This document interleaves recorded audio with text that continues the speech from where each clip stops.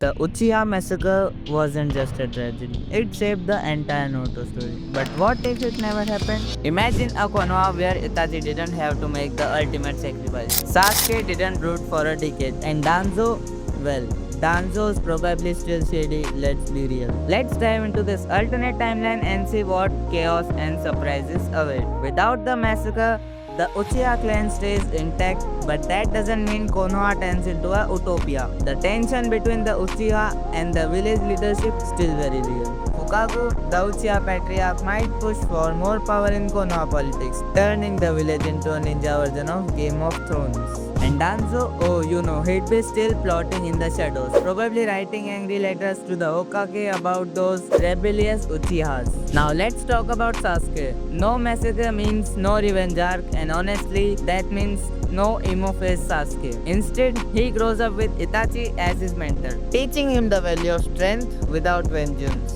Can you imagine Sasuke actually being a team player, maybe even cracking a joke? Okay, maybe that's too far. But one thing's for sure, Naruto would finally have some healthy competition for Hokage. Here's where it gets crazy. Without Itachi in the Akatsuki, the entire dynamic changes.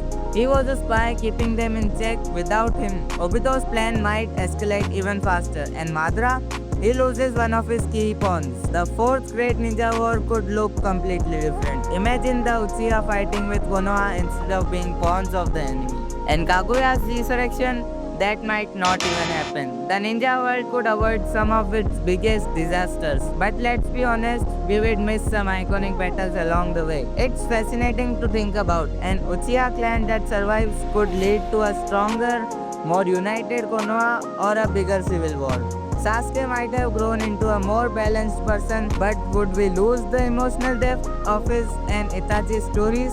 Naruto's world thrives on tragedy and growth, and the Uchiha massacre, painful as it was, gave us some of its most powerful moments. What would you think? Would you save the Uchiha, or do you think their faith was necessary? Let us know in the comments. Hit like if you are an Uchiha fan, and don't forget to subscribe for more What If Ninja scenarios.